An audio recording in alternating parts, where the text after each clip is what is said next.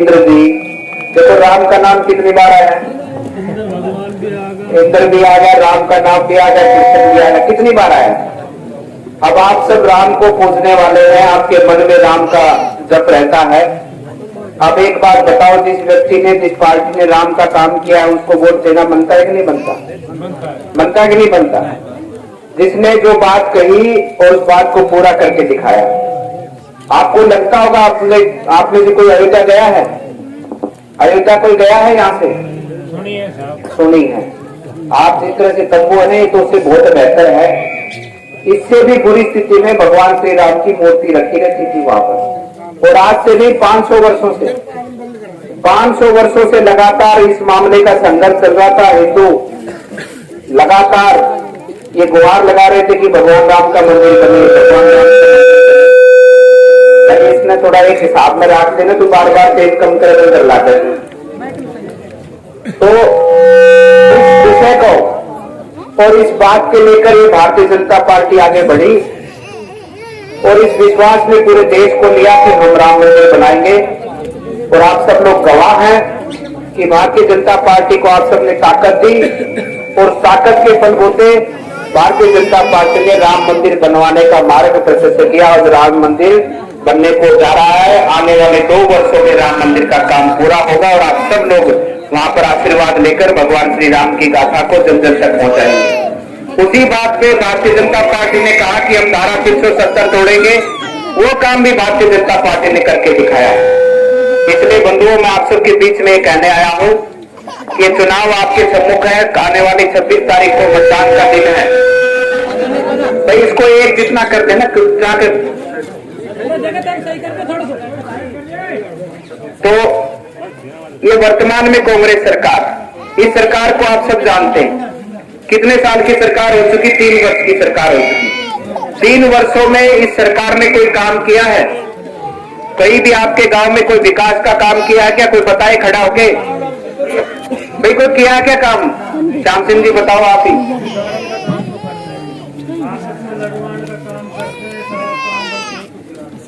ये काम, यही मैं बोलने वाला था। विकास का कोई लेना देना नहीं, योजनाओं का कोई नाम निशान नहीं। जो योजनाएं भारतीय जनता पार्टी के समय चल रही थी उनको भी बंद करने का काम इस सरकार ने काम किया है। आपस में लड़ाने का इस सरकार ने काम किया है, गुंडागर्दी बढ़ाने का इस सरकार ने काम किया है, गोकसी जो गो तस्करी होती है उसमें वृद्धि करने का इस सरकार ने काम किया है, जो गो तस्कर है उनको खुली छूट देने का इस सरकार ने काम किया है, जो गो भक्त होते हैं उनको जेल के अंदर डालने का। ये काम हुए हैं पूरे जिले में। आप अखबार पढ़ते होंगे, सोशल मीडिया देखते होंगे, आज दलित भाई बंधुओं पे किस प्रकार की हत्या या अत्याचार हो रहे हैं, महिलाओं पे किस प्रकार से अत्याचार में राजस्थान नंबर 1 पे है। ये सब काम किए हैं सरकार ने। उसके साथ साथ में बहुत बड़ा काम किया है, आपको पता नहीं है। जो सरकार को समर्थित विधायक हैं, जिन्होंने सरकार को समर्थन दे रखा है, उन विधायकों को खुली छूट दे रखी है। और राजस्थान की जो खनन है, राजस्थान का जो जिस प्रकार से अपने पहाड़ों से पत्थर निकलता है, मिट्टी से बजरी निकलती है, खनन होता है, जो हमारे यहाँ की खाने हैं, उन खाने को फ्री में विधायकों को बांटने का काम किया है। वो पैसा राजस्थान की जनता का था। अगर उसका बोली लगकर वो जाती, बोली में ऊंचा पैसा मिलता, ज्यादा पैसा मिलता, उस पैसे से आपका विकास होता। लेकिन बोली ने लगाकर पौने पौने दामों पर विधायकों को खाने अलॉटमेंट करने का काम किया है। इसको व्यक्तिगत विधायकों को लाभ पहुंचाने का इस कांग्रेस ने काम किया है। इस सरकार को बचाने के लिए इन्होंने विधायकों को 1-1 करोड़ का बंगला है, विधायक जी बैठे, क्यों विधायक जी दिए कि नहीं दिए? 1-1 करोड़ का बंगला इन विधायकों को 15-15, 20-20 लाख में अलॉटमेंट कर दिया। क्या कहा कि तुम मेरे को समर्थन देके रखो, मैं तुमको खुश रखूंगा। और इनको 50-50 लाख रुपए, उसके साथ साथ में बंगले अलॉट, उसके साथ साथ में खाने अलॉट, पूरा खुला मजा तांडव मचा रखा है। विधायकों ने खुद का विकास करने में लगे, खुद की संपत्ति का विकास करने में लगे हैं। ये सब हमको समझना होगा। अब बचे ही सरकार के 2 वर्ष। 2 वर्ष में आप क्या इनसे अपेक्षा रखते हैं और क्यों राजस्थान को हम सब लोग पीछे धकेलें?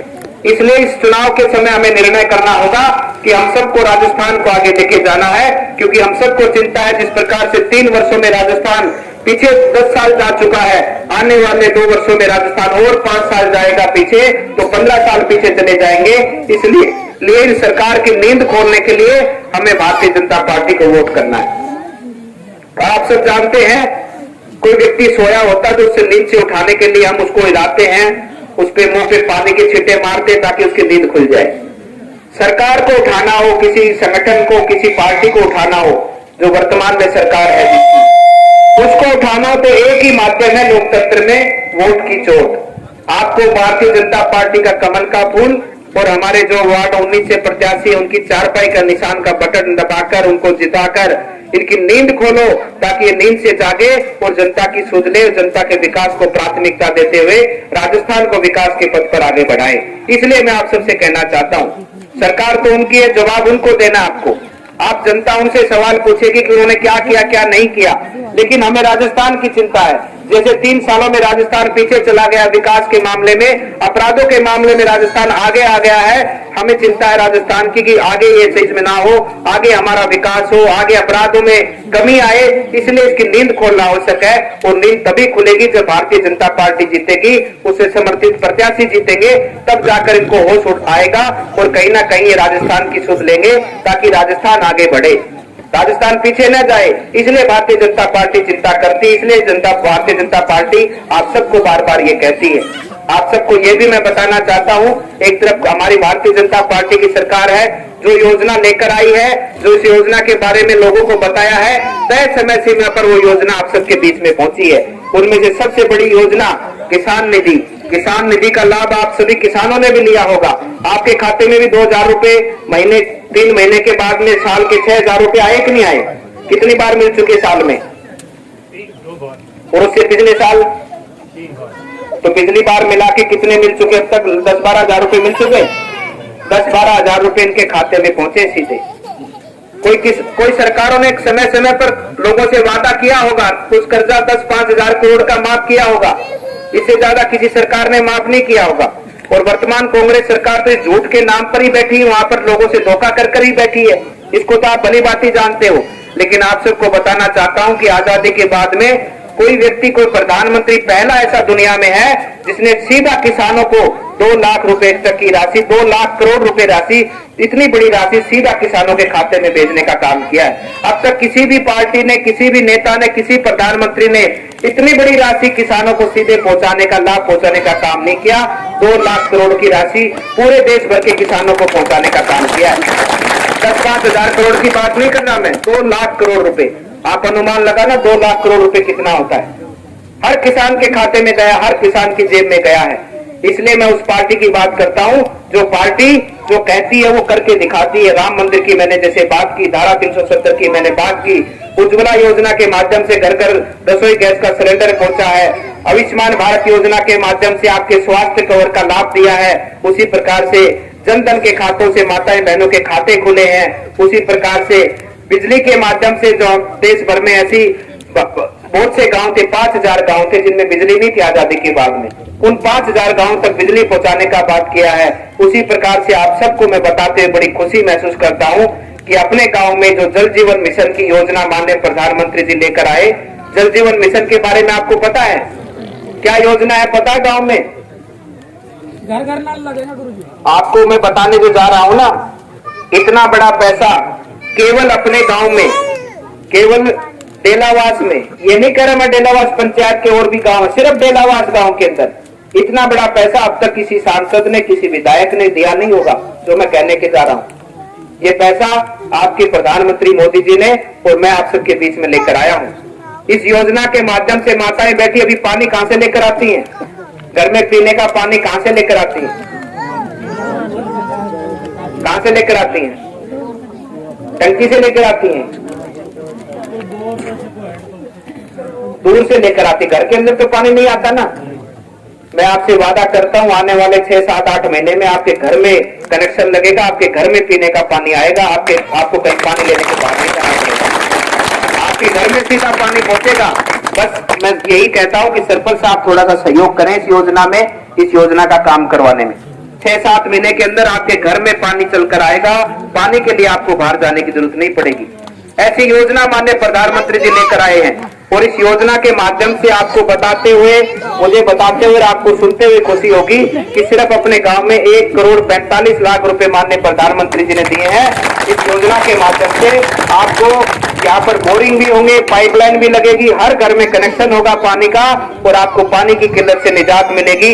ऐसी योजना, ऐसी महत्वाकांक्षी योजना माननीय प्रधानमंत्री जी लेकर आए हैं। इतना पैसा कोई गांव में से खड़ा होकर बता दे, इतना पैसा कभी भी किसी ने गांव में दिया हो तो दिया है किसी ने?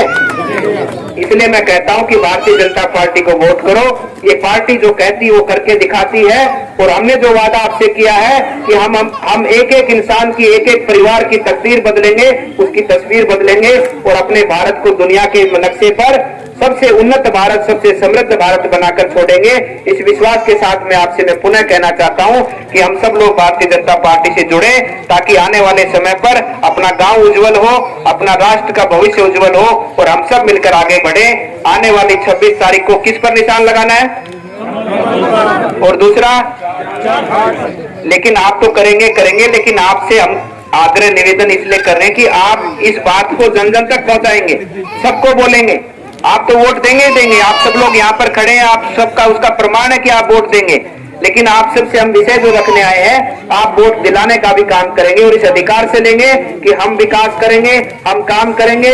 और ये नहीं कि हमारे प्रत्याशी के लिए वोट मांगना है, आपको ये कह के वोट मांगना कि मैं जीतूंगा, मेरा भारत जीतेगा, मेरा गांव जीतेगा, मेरा वार्ड पार्षद जीतेगा, मेरा पंचायत समिति पार्षद जीतेगा, हम सब मिलकर जीतेंगे। इस विश्वास के साथ में आप सबको जोड़ते हुए भारतीय जनता पार्टी के पक्ष में मतदान कराएं और चारपाई के पक्ष में मतदान कराएं। इसी विश्वास के साथ में अपनी वाणी को विराम देता हूं। आप सबकी भविष्य की, उज्जवल भविष्य की कामना करता हूं। आप सब मंगल हो, आप सबका भविष्य उज्जवल हो।